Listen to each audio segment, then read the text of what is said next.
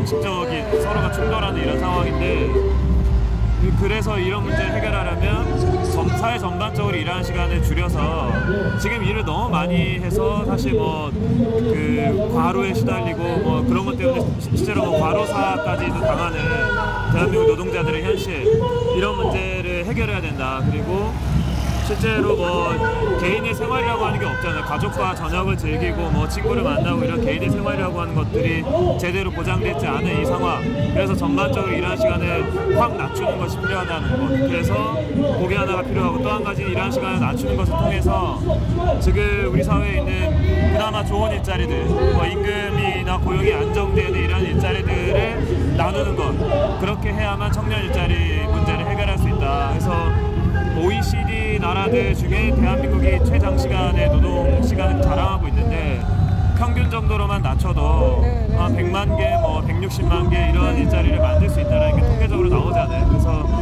그거 말고는 청년 실업을 해결할 수 있는 방법이 사실상 없다.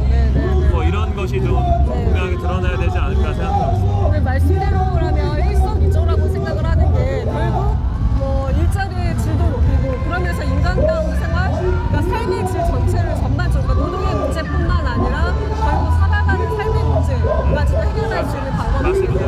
무조건 그냥 일자리만 가지면 되는 문제라기보다는 사실은 이 노동자들의 행복한 삶, 그런 어떤 즐거운 삶, 이런 것은 어떻게 만들어질 수 있는가, 그런 문제까지 사실은 우리의 노동 문제가 바라봐야 된다. 그냥 무조건 일자리만 가진다고 해서 사실 될 문제가 아니다. 그래서 거기에서 핵심적인 요소는 일하는 시간의 문제, 일하는 시간을 줄이는 것이 그 시발점이 돼야 된다, 이렇게 생각하고 있습니다.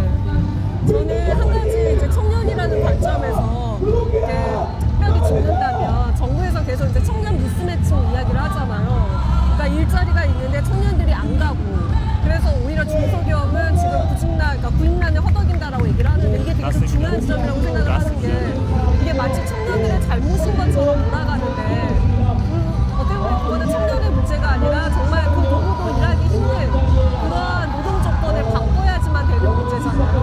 그렇죠. 그래서 그런 노동 조건을 안 바꾸고 청년들한테 눈높이만 낮추라고 하는 이 미스매치를 해결하는 방식, 이건 맞습니다. 중소기업이 다 나쁜 일자리 대부분 다 비정규직이고 저임금이고 이런 상황이기 때문에, 사실 그런 일자리를 가지고는 자신의 꿈과 미래를 보장할 수가 없는 거죠. 그런 일자리 왜 안 가지냐라고 얘기하는 건 사실 말도 안 된다, 이렇게 생각합니다.